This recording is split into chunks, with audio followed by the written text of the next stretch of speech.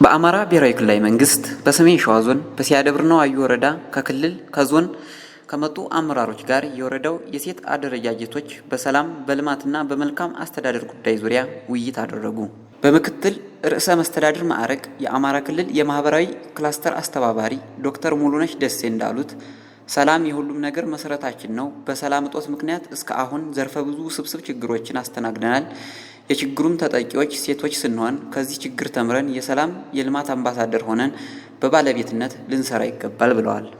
አያይዘውም እኛ ካለንበት ጊዜ የተሻለ ዘመን ለልጅ ልጆቻችን ለማስተላለፍ የሴቶች ድርሻ የማይተካ ሚና እንዳለው በመግለጽ በልማት ተሳታፊ ለመሆን የተለያዩ አደረጃጀቶችን በመጠቀምና በማጠናከር ለውጤት የሚያበቃ ስራ በጋራ መስራትና የሴቶችን ተጠቃሚነት ማረጋገጥ ያስፈልጋል ብለዋል። የሴቶች ወጣቶችና ማህበራዊ ጉዳይ ምክትል ቢሮ ኃላፊ አቶ ዘላለም አረጋ በበኩላቸው የጠንካራ ሴቶች ተምሳሌትነትን ወስዶ መስራት እንጂ አንችልም የሚል ሀሳብ ሊኖራቸው አይገባም ሲሉ ለተሳታፊዎች መልእክት አስተላልፈዋል።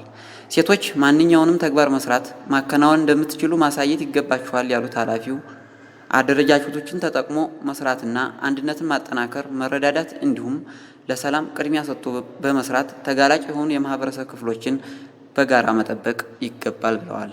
የሰሜን ሸዋ ዞን ምክትል አስተዳዳሪ አቶ ተክለየስ በለጠ ሴቶች የሰላም አምባሳደር እና የልማት አርበኛ መሆናቸው በብዙ መንገድ ይገለጻል ያሉ ሲሆን የገጠመንን ውስብስብ የሰላም ችግር በመመካከርና በመወያየት መፍታት ይገባናል ብለዋል።